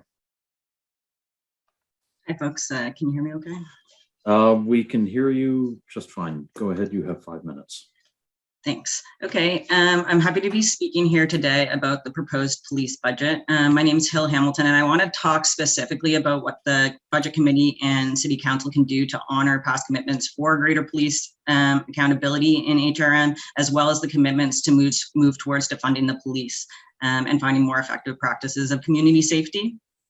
So I want to talk about some things that have happened in the last couple of years that have involved discussions around defunding the police and that have indicated things that council and committee can actually do currently to start that work. So last year, council voted to approve a similar increase in police budget of about $2 million, but this was after a fairly in-depth analysis of the budget that focused on specific line items, including the body camera program, which had much discussion and kind of its own separate handling of the budget. And during this time, Councillor Blackburn encouragingly suggested that the budget approval could be contingent on the HRP use of those funds. Now that idea was also discussed around the proposal for the purchase of the armored vehicle, where city councillors discussed what role council might play there. And city lawyer John Travis clarified that tying police funds for the use of the armored vehicle to a requirement of a policy that was implemented to defining the use of that vehicle wouldn't be contrary to the Police Act. So we see some evidence that there can actually be some accountability measures tied to specific requests for fund by police, the HRP. I was a little confused this morning when Councillor Outwood said that council can't tell police how and where to use the budget, suggesting that there's little council can do, despite these kind of past things that have indicated council does have power. And if it's the case that council can't direct police spending, then I think we have a much more alarming issue of police oversight before us. However, I believe citizens of the community have been invited to this meeting today because there are some things that councillors can do to kind of define what funds are going to police. So there was a survey, I believe, that Nina just referenced from East Coast Prison Justice that investigated positions on defending the police of potential city councillors. And Mayor Savage, as well as other councillors that are here today, indicated that they also support tying police budget to accountability measures. Many councillors have also encouragingly expressed support in the defunding the police, defining the way forward for HRM report. And many of those people are also here today. It's also encouraging to see that some members of council that also sit on the Police Board of Commissioners have used their voting power to reject the increase of police budget. So I thank those councillors that have voted against this in the past. This report that investigates defunding the police and HRM defines defunding to include financial reforms aimed at tying police budgets to clear performance metrics and encouraging public participation in municipal budgeting, with the ultimate intention of decreasing budgetary allocations to police and increasing allocations to community-based social services. So this is something that council's already discussed on many in different scenarios, and maybe a tool that can be used today when discussing the police budget. At the Board of Police Commissioners meeting last month, the board voted to approve the HRP budget after hearing public feedback, which included presentations from 27 citizens, 26 of which rejected the request for an increase in budget. We see a similar number of people speaking today against the request for the increase in police budget. And encouragingly, it's a lot of different citizens that have dissented in the last meeting. So today, I'm ideally hoping that the community will reject, or the committee will reject the requested increase in police funds and amend the total budget amount, which I know this committee has the power to do so. And mainly because there's weak justification provided by HRP for a lot of these budget items, particularly those in the service enhancements category. At the very least, I hope the tools used today to begin defunding the police include requiring accountability measures, and those are tied to any funds that are allocated. Hill, I'm going to interrupt. You have 30 seconds left. Sure, yeah. I think that's most of what I said, but I'm just asking the committee directly to reject the request for funds and tie accountability measures to any funds that are allocated. Thank you. Okay, thank you. We do have a comment or a question from Councillor Blackburn. Go ahead. Thank you very much, and thank you for speaking with us here today. I just want to briefly clarify what I said previously about police budgets was tying my support to police budgets with the progress made on the Wortley report. That was what I had said previously. I think that was a couple of years ago. So just wanted to clarify that. Thank you. Sure, yeah. And I just wanted to clarify that that is one of those accountability measures that is listed in the defunding report that could help us improve police accountability. So it's encouraging to see that we're talking about those solutions. Thank you very much, Hill, and thank you, Councillor Blackburn. The next presenter, we have Skylar Curtis, who will be presenting on behalf of Vienna. Skylar, I see you. I can't hear you. Yes, I can hear you now. Okay. Hi, my name is Skylar Curtis, and I'm speaking on behalf of Vienna Polio. Thank you. You have 5 minutes. Go ahead. Thank you. I'm here today to speak against the 2.3% HRP budget increase, specifically related to the allocation of city funds to hire 2 new hate crime detectives and increase officer salaries overall. Increased police presence in our city will lead to an increase in harm for targeted communities who have proven still to this day to be disproportionately and unjustly targeted by the HRP. According to a study done by the StatCan, 2 out of 3 of hate crimes go unreported by targeted individuals. Most of the individuals surveyed cited that they do not believe their police departments would adequately follow up on or deal with the complaint. These statistics are not about internal numbers or resources, but about the attitude and perception of police officers and how they make vulnerable members of the public feel overwhelmingly unsafe, uncomfortable, uncared for, and afraid. This implies that targeted community members do not believe their local police forces have their best interests in mind. The HRP is no different. Furthermore, most police reporting on crimes of this nature are victim-focused. As a result, those officers tasked to deal with hate crimes will inevitably increase their presence within vulnerable communities. When referencing this budget line at the Jan 17th, 2022 meeting, Kinsella uses the justification that with more newcomer populations, hate crimes will increase. This implies that the presence of racialized people incurs and invites violence. It positions newcomer communities as catalysts to racist, xenophobic violence. This highlights the police force's continued ignorance toward the nature and social pattern of prejudice-based violence and what fuels its perpetrators. Additionally, as expressed by a colleague of mine, in June 2021, when speaking about the underreporting of hate crimes, Kinsella said, whether it be religion, sexual orientation, disability, age, gender identity, we're trying to see trends to make sure we're identifying particular target groups early so we can do intervention where we can. This working definition does not include race, racism, anti-Blackness, or anti-Indigeneity, further demonstrating the lack of expertise that the HRP hold in intervention, prevention, education, and response. It highlights the HRP's tendency to hyper-focus on, or alternately, erase the experience of marginalized communities. This is always to the detriment of our most vulnerable neighbors, colleagues, family, and friends. It is naive to believe that anyone whose actions suggest a lack of awareness of social patterns, such as systemic racism, is not also enacting that very same pattern. Whether they are willing to admit it or not, police will always be looking for crime. Therefore, anyone in their presence is liable to be categorized as a potential victim or criminal. This puts all individuals around armed and uniformed officers in an inherently vulnerable and powerless position. I'm extremely concerned by the proposal to increase police presence around community members that are targeted on the basis of race, sexual orientation, gender identity, and religious belief. I'm confident that an increased police presence in any vulnerable community will result in an increased occurrence of preventable harm. The budget report states that the HRP will work to reduce crime and victimization caused by criminal behavior. Yet the statement does not consider that the victimization of criminal behavior is a direct result of policing. The continued victimization of individuals from quote-unquote crime is a direct result of the HRP's hyper-focus on the notion of crime, which is an inherently biased term. It is an oxymoron to believe the officers are effective crime preventers. Without crime, they are stripped of the very source of their existence and request for increase in funds. The HRP's request specifically related to its hate crime division shows a lack of awareness for their continued bias and resulting harm. The budget request further highlights how this institution is ill-equipped to keep vulnerable communities safe.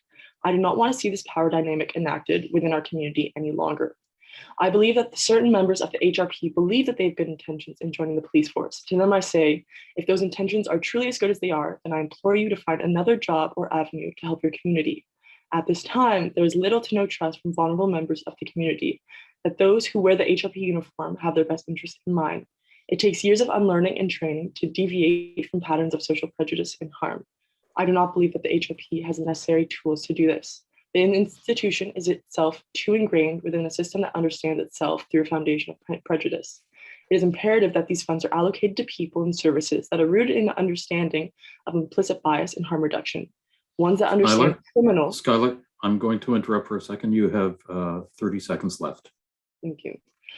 From my extended first and secondhand experience, I'm now prone to believe that the officers I engage with will favor those who have an interest in harming myself and my community. I've seen police officers offer a hand to vulnerable communities fighting to be heard and understand, an effective medium for reducing prejudice-based violence, to then turn around and target and ticket these same people. This is in relation to the Free Palestine car convoy that occurred last year, which I implore everyone to compare to the HRP's response to the Halifax division of the recent Freedom Convoy. I've experienced HRP officers holding back laughs while men have loudly and aggressively targeted myself and my peers for being visibly queer. The same officer shrugged his shoulders when I asked him to do something. Skylar, thank you very much for the information and for reading that statement. Thank you for your time. The next speakers on the list are Jamie Livingston, Sean Mcgilvary, and Haley Tatri. Jamie, are you with us this morning? I see you there. Hi. Good morning. You have 5 minutes. Go ahead. Great. Thank you. Hi, counselors. My name is Dr. Jamie Livingston. I'm a criminology professor and I live, work, volunteer, and play in Halifax, mostly in District 8. I'm joining with many others today who's offered their experiences and wisdom in opposing the proposed increase in the Halifax Regional Police annual budget. I have serious concerns that the request for a budget increase hasn't been sufficiently justified by the HRP, as well as concerns that the majority of the Halifax Board of Police Commissioners endorsed a $2 million budget increase with incomplete information, flimsy justifications, selective presentation of crime trends, and after hearing overwhelmingly opposition to the budget increase during the public engagement portion of the budget meeting.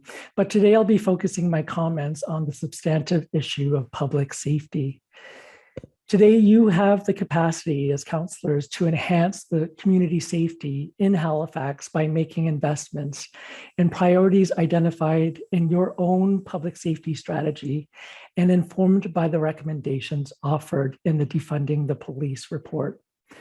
A brief reminder about the actions and priorities articulated in your public safety strategy established in 2017, which includes first, building residents' resilience by doing activities such as promoting a living wage for everyone living in Halifax, helping children and youth succeed in school, and improving the mental health of people living in the municipality by ensuring access to crisis support services. A second priority area is ensuring safe places by doing things such as growing the supply of affordable and emergency housing and improving public transit. A third priority area identified in the strategy is to strengthen communities by doing things such as supporting parents and improving access to healthy and affordable food. The fourth and final priority area is to prevent and reduce crime by investing in initiatives such as post-incarceration reentry programs, improving access to substance use treatment and harm reduction services and supports, and offering better supports to people impacted by gender-based violence. From a criminological perspective, all of these things make sense for preventing and reducing crime, and a strong case grounded in evidence can be made for committing $2 million to investing in these types of upstream social development and community building programs that address inequitable social conditions that we know are at the root of criminal behavior.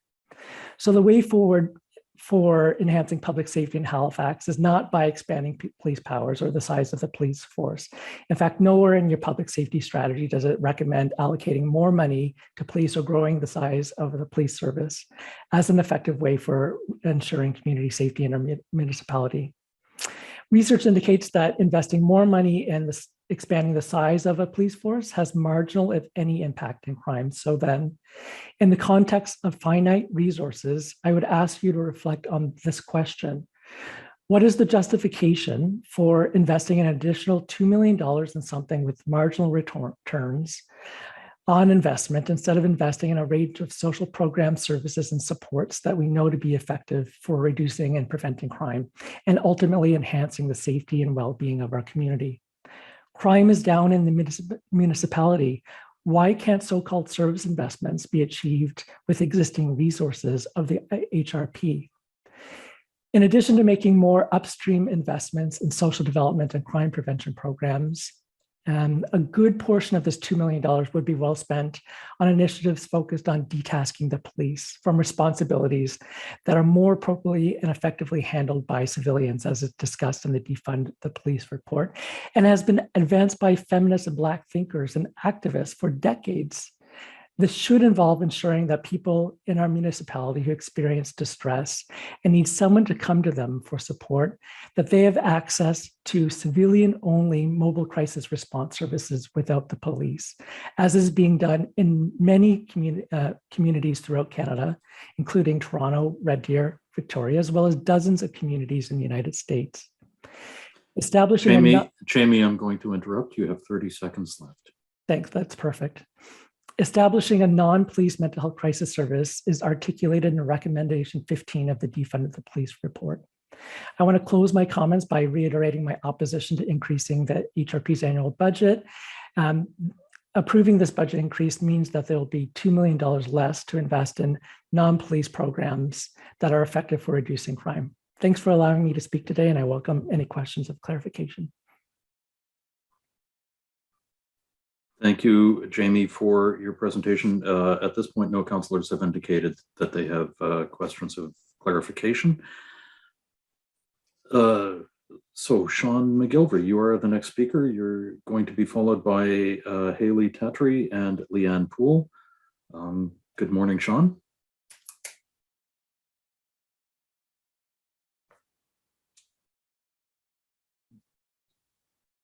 Ian, are you able to help? We cannot hear Sean yet. He is still muted.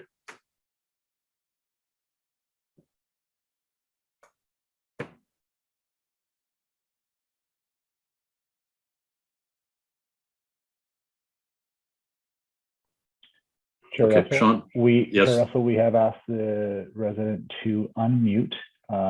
If you can hear us, there should be a notification button that has come up on your screen asking you to unmute your microphone. Thank you, Ian.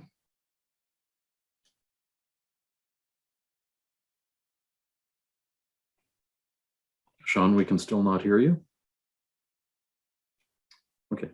Are you able to connect with the clerk's office and work through the challenges of, the tech challenges, and then we can come back to you if that is satisfied.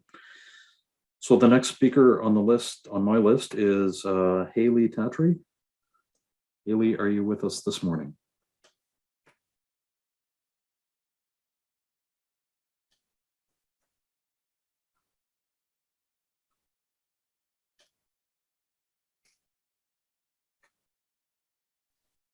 Hello, can you hear me? Here we are. Good morning, we can hear you. You have 5 minutes, go ahead. Thank you so much.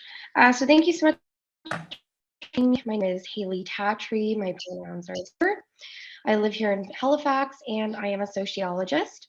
And I am here to speak against providing more funding for the police. So I've seen and heard from the Defunding Commission. I've heard from activists, experts, victims, fellow citizens, and countless other voices. The last thing that police need is more funding. At the beginning of the meeting, you mentioned the treaties of peace and friendship, and you said that we are all treaty people. I could not agree more. So why is it then that we are potentially going to see folks vote in favor of more funding for police who completely fail to represent peace or friendship? I have seen them exert nothing but violence and fear. As a privileged white woman, even I myself am nervous around police. I do not feel safe and I do not trust them. I've seen how they handled the events of August 18th. I watched in horror from home as I saw friends on live streams be attacked. I saw them have to go to the hospital. I saw people arrested simply for trying to protect folks who were just trying to survive without shelter. I've read the Wortley report. I've seen how they handled the case with Carrie Lowe. I've seen what's happened to countless folks in HRM. The last thing police need is more funding. We've heard from the experts. I don't know why we're still having this conversation. Defunding the police means refunding social services, as we've heard from previous speakers. When I don't understand something, I listen to the experts. I listen to the voices of people who have firsthand experiences, and I encourage council to do the same. Something else that I wanted to point out is a quick quote from one of my favorite books, The End of Policing. It says, "The problem is not police training, police diversity, or police methods. The problem is the dramatic and unprecedented expansion and intensity of policing in the last 40 years, a fundamental shift in the role of police in society. The problem is policing itself." And I could not agree more. I can think of many other things to spend money on: shelters, mental health services, sexual health supports. I'd rather see this money, frankly, thrown into a pit and set ablaze than to see another penny added to the pockets of the Halifax Regional Police. I don't trust them, and that's coming from a very privileged white woman. I'm sure you can hear the passion and the anger in my voice, because that's how I feel. I want to be upfront and honest about that. And I really hope you take into consideration my own voice, as well as the voices of many others who've spoken here today. I love Halifax. I moved back here recently. I voted as well here, and I want to continue to live here. I want to continue to live here without being fearful of seeing money continuously thrown at a problem that doesn't need money thrown at it. I want to thank you all for letting us have a moment to speak here, for listening to all the speakers, and thank you to everyone who has gone before me. Thank you. That's it for me. Thank you very much, Haley. I do appreciate the information and the passion that you brought to it. Sean, would you like to go again? Councillor Russell, I sure would. Can you hear me? Wow, we can hear you now. All right. It froze the second I unmuted the last time. Technology is horrible. Go ahead. You have 5 minutes.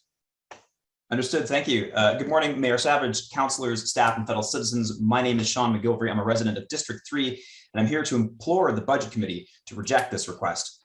I've been watching with great interest and increasing concern the actions of HRP and its governing body, the Board of Police Commissioners, over the last year. In that time, we've seen HRP officers deploying OC spray on a crowded Spring Garden road, sometimes with their eyes closed. We saw that same day officers attempting to actively interfere with the legal and protected work of journalists Zane Woodford and Sarah Plowman. We saw officers flouting uniform regulations and displaying thin blue line patches, even at a high-profile deployment of police resources with the media and citizens watching. We saw chaos unfold in our downtown streets as a 10-year-old whose dad was trying to take her to Tim Hortons was exposed to chemical crowd control irritants. Uniform violations may seem trivial in the scope of the board's work, and indeed, individual officer discipline is not their purview. If HRP officers are not complying with the will of the board or of council, that's entirely consistent with the Police Act in letter and intent. However, if HRP officers are not complying with the will or policies of the chief of police, as is ostensibly the case with the flagrant defiance of those sporting the thin blue line, then that's an objective failure of the integrity of the chain of command and a very serious matter with which the BOPC must reckon.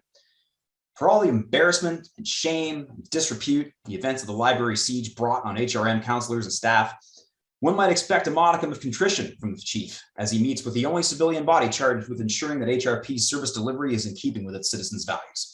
One might expect some awkward moments, perhaps some difficult questions candidly asked by the commissioners.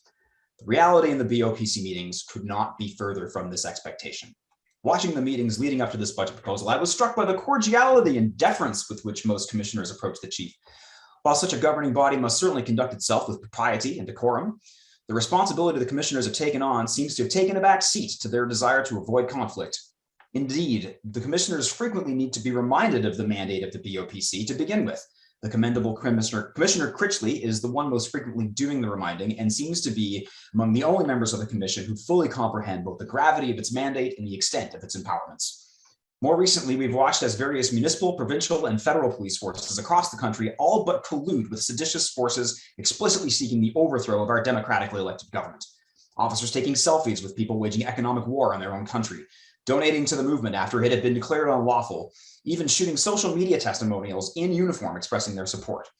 We've seen Chief Slowly of OPS appear to draw out the conflict to extract more and more money from the city of Ottawa, each failure a new demand for more resources as the daily bill approaches and then exceeds $1 million. Parading dozens of officers around in high vis while they rack up OT and carry out their orders, which are to take no enforcement action against the protesters' utter lawlessness. To bring it home, on the first day of the first Halifax convoy, I personally watched a racialized counter-protester against the convoy bundled into an HRP cruiser and fined after having been assaulted 3 times, her assailants left to go free. This after she put her body in front of a convoy of raged-out, low-information hooligans in enormous vehicles, blocking their advance and holding a sign which said, "Vaccines save lives." I was personally told twice by one HRP officer while stuck in traffic, snarled by that same convoy, that I might as well join the group. In this time of conspicuous failure in the service of larger budgets, what are we to think of HRP's underperformance on the traffic file, or on sexual assault, or hate crimes? These significant shortfalls in performance readily become politically actionable line items, and why shouldn't council want those things dealt with? Why should HRP aim to succeed if we're willing to reward them for failure? In these times, when we really need the product called policing to do what it says on the box, forces across the country instead chose to game the system, demanding that we reward them for their calculated and deliberate failures. This is a year in which HRP has failed publicly on unprecedented levels, underperformed on critical metrics, and damaged the trust of HRM citizens. A captive and complicit board has inexplicably approved a budget overage request after a sham public consultation in which nearly all participants, retired Mounties, former HRP civilian staff, academics, and social justice advocacy leaders among them, spoke against it.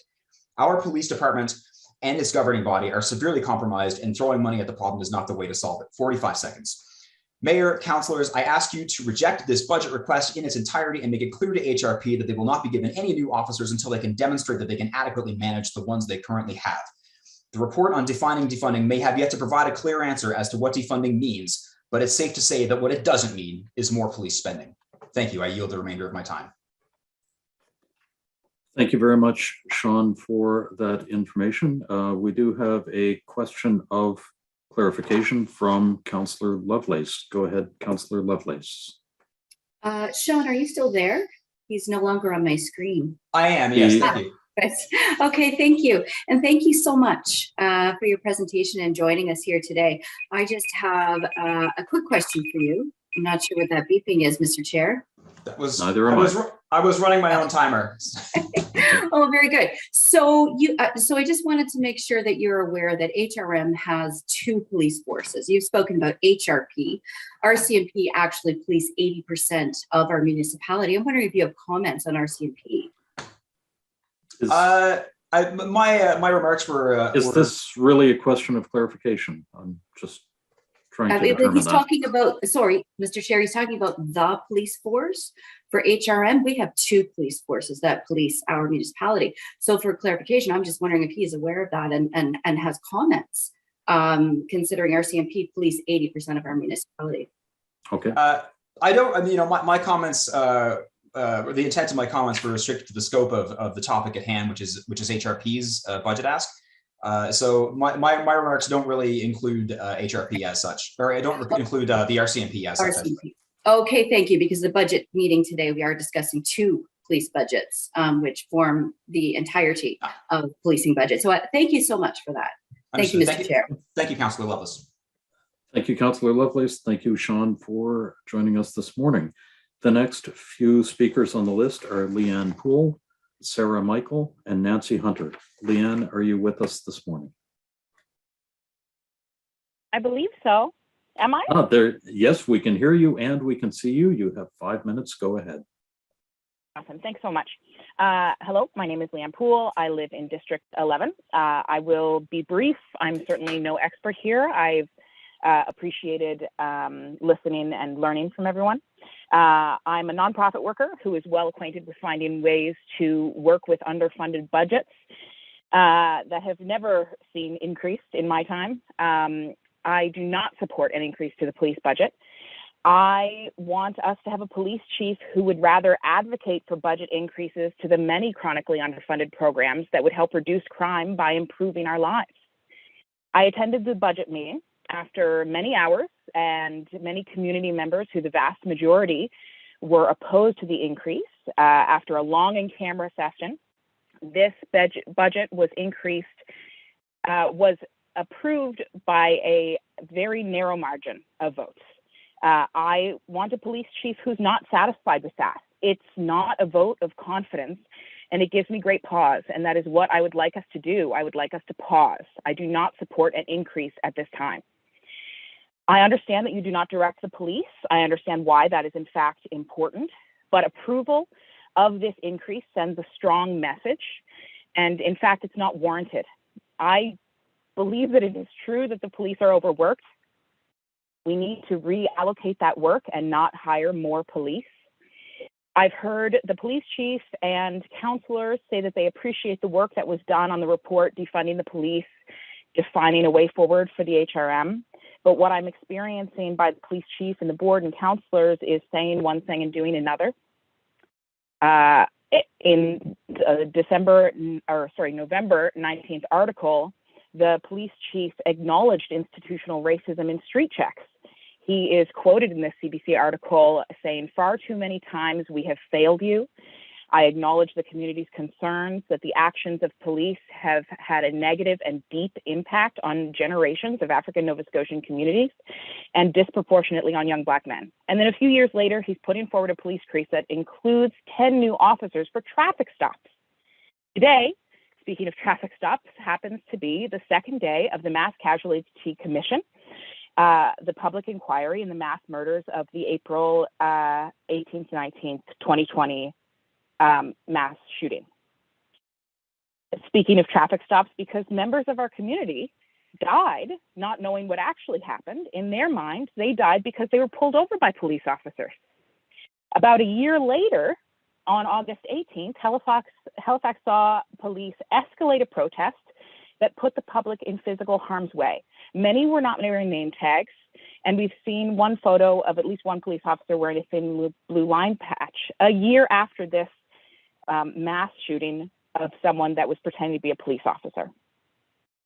I have never felt such wide-reaching, general, conversational distrust of the police. We just got this report on what defunding could mean. In many instances, in my view, it means supporting the police by detasking them, as they have been hugely overtasked, and it's not fair. And they will/have burnt out. And that is not fair and also dangerous. It's also not sustainable. This is not a model to keep encouraging with yearly increases when we know it's not working. It's a lot easier to not do something in the first place than to undo it later. So I'm asking you to not approve this police increase. This is a negotiation.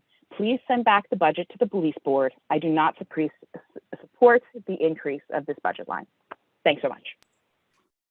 Thank you very much, Leanne, for your comments and your presentation. The last speaker that we have this morning is Nancy Hunter. Nancy, are you with us this morning?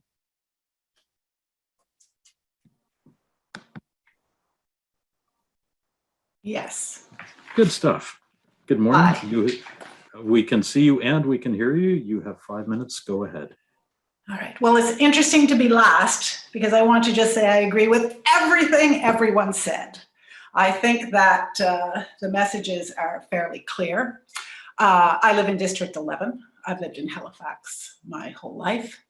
And I think that because of that, I've had a real view of how our governance culture and police culture have worked for decades. If one goes back to the Donald Marshall report, they talk at quite great length about I'll call it a marriage between government and police. And I think if we were to read that now, that would be a very worrisome idea. But yet here we are. And I say to people all the time, I say, do you know we pretty much have an unaccountable police force in Halifax? And of course, everyone disagrees with that. We need civilian oversight. We need accountability in our police force. And yet, it's only on paper. We really have so little. We have a complaint system that is a mess and protective of police and very hard to maneuver for citizens. We have countless, you only have to open up the paper to see, we have a current $3 million lawsuit against police. We have the Carrie Lowe complaint. We have the Caleb Borden complaint. We have decades of racial profiling. I think people have spoken to all of this, and certainly people spoke to detasking and de-resourcing in much better ways than I can. But I really want to say that you cannot support an increase that is totally unjustified. I attend police board meetings. I was at the police board meeting when Chief Kinsella made his presentation. It was, I mean, I worked at organizations. I've had to justify funding, and it was vague. And as we know from the defunding report, it should be based on evidence and performance and population and crime statistics, yet there was nothing there. And then we got to the part where I think that part of, all right, I'm trying not to read off my script, but so I'll try and just be really clear. The Police Board of Commissioners is not working. It is supposed to be a civilian oversight body. And so on paper, we have democratic oversight, but in reality, we don't. It's not working. It's not working for a bunch of reasons, some of which are cultural and conventional. We don't question police. Police ask for something, we give it to them. And that's how we've been operating for a long time. And we have to stop that. It is not justified. And I have to say, I was a participant at the public participation meeting on January 31st. There was, I think, 27 or 28 of us saying similar things that we are saying today. And then after that, the board members were discussing how they were going to deal with the public participation. And then the CAO, Jacques Dubé, I think is here today, basically summarized what we had all said. And I think most of us would agree it was a mischaracterization of what we said, a minimization of what we said, and gave that as input to the board members to consider. And really, I have to say, tried to erase us. I certainly hope we aren't erased today. And then, of course, after some more discussion, the board went off. Chief Kinsella said, well, I have to meet with you in secret to be able to talk about these things. And off they went in secret. Then they came back. 4 board members voted for the increase, 3 said no, and we know nothing of why.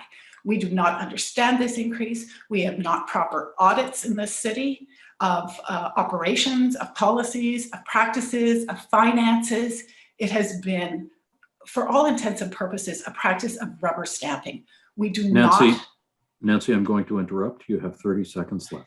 Okay, we need rigorous questioning of police budgets. You would expect this from anywhere else, but yet we don't have this here. So we're going to say yes to something we don't know, hasn't been justified, we don't understand, in a climate of hardship, of suffering, of people who have housing instability, who have food instability, in a climate where the citizens of the city do not trust the police, in a climate where we need resources to build a caring and equitable city, not to give more money to the police. I can't believe we're considering this. Thank you. Thank you very much, Nancy, for your presentation and your input. I do appreciate that. We don't have any questions from council of clarification. So again, thank you very much. And thank you to all of the speakers who have come and shared your time and your information with us. We don't have any further speakers on the list, and I've checked with the clerk's office. The speakers that weren't able to join us earlier still aren't in the meeting, so we will have to receive their input through some other means. It is 25 to 12, and I'm wondering, councillors, if you would be interested in breaking for lunch at this point and coming back at 12:30, just so that we can, I see Councillor Mancini has popped up. Go ahead. Yeah, I agree with that. Why break it up? Yeah, sounds good. Good call, Okay. Mr. Agreed. Okay, super. So We will break at this point and resume at 12:30. When we start, we will have some presentations and some discussion from staff and from the police, and then get into the discussion. Thank you very much. We will see you at 12:30. Thank you, Mr. Chair.